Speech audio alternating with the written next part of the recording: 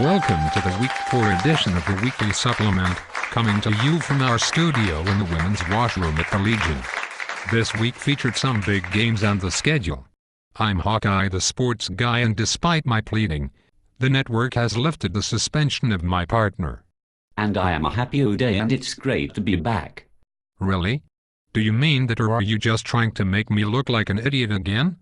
Well, I was told to be more optimistic and positive, so I'm trying. Well, it will be a refreshing change.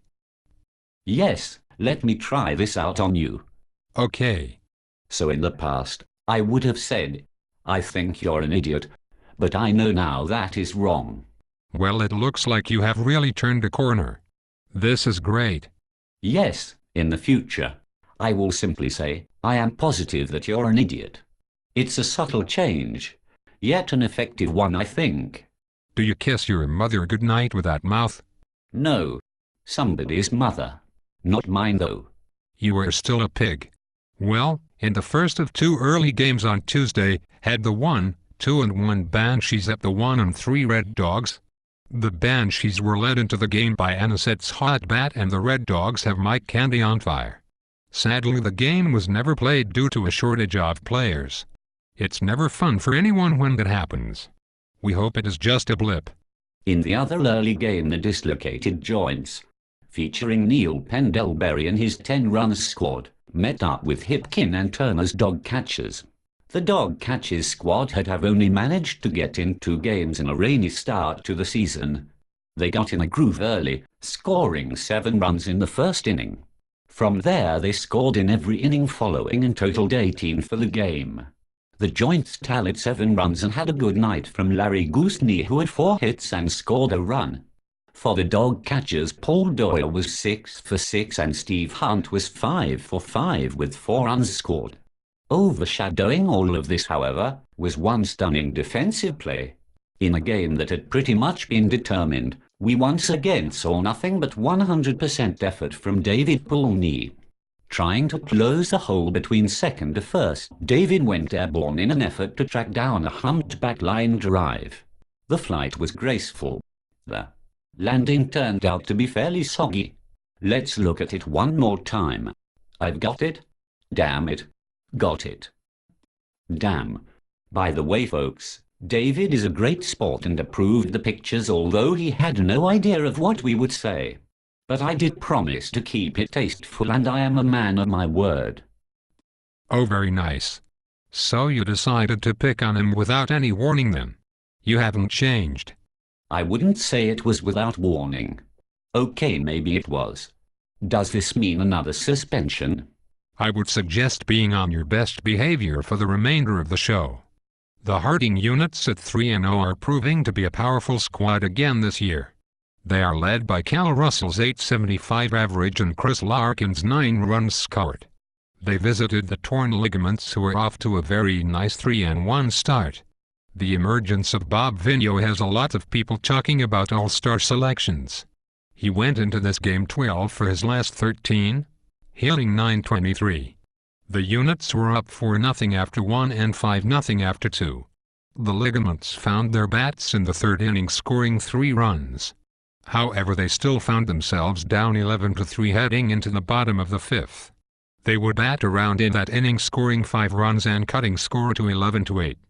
They shut out the units the rest of the way and needed 3 in the 7th to tie. Fraser and Len led off with hits and would eventually score. That cut the score to a nail-biting 11-10. However, the rally would end on a rare second-to-home double play. What a great game. Tuesday night concluded with a match that featured 2 fun teams when the 0-2 Hot Tub Woodies faced the 1-3 Grizzlies. Phil, Gleikoff and Dart Saggett are off to good starts for the Woodies. The Grizzlies were led in average by rookie Dave, don't call me Terry, Doucette. The Grizzlies would ultimately win this game 14-5 by getting an early lead and playing great defense. The big story of this game was the emergence of Jerry Muirhead. He was stellar both in the field and at the plate. Many of the Grizzly players assumed that they had a sub playing first base, as they had never met Gord the Screwdriver Robertson before. However, they did introductions and exchanged pleasantries between innings. They are very nearly on a first-name basis.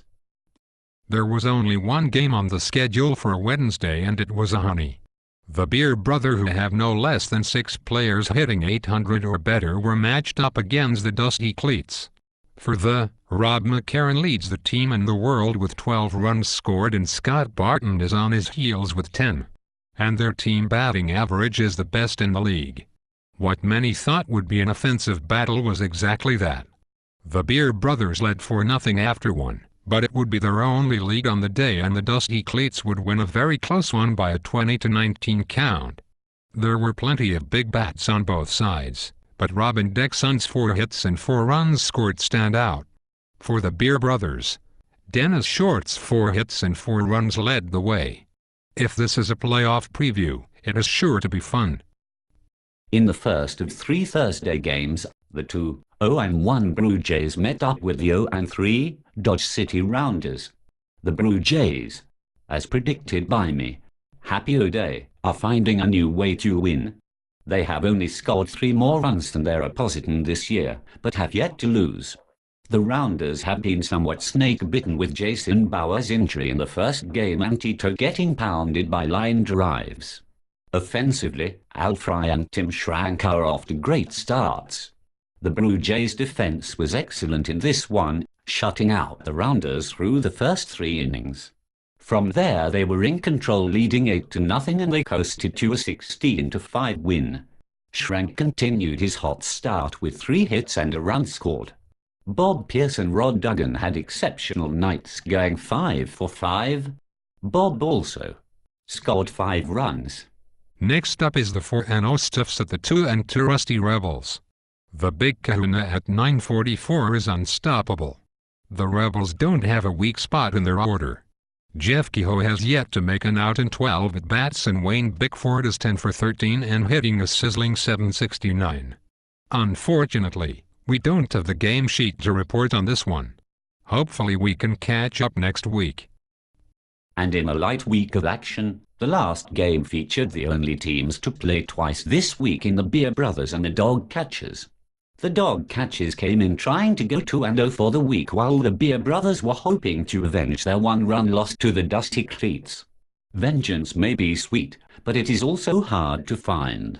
The vaunted Beer Brothers offense struck for 4 runs in the first inning, but they would only count 3 more for the remainder of the game. The Dog Catchers wouldn't need to hit in the 7th inning as they won 15-7. Paul Pilush enjoyed a 4-hit night, scoring 2 runs, while Tim Schrank had another great night with 4 hits and 4 runs scored. It is worth noting that David Poolney dried out his clothes and returned this night with 4 hits. Way to go, David. Really? Do you think that little way to go David is going to get you out of trouble with the pictures from earlier? You don't think it will work? Well, I see a woman from Human Resources standing off camera with a lawyer, so I doubt it. Damn it. But she's kind of cute.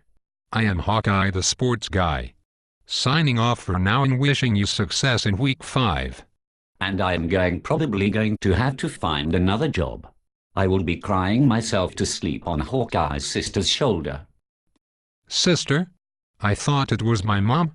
Right. Whatever.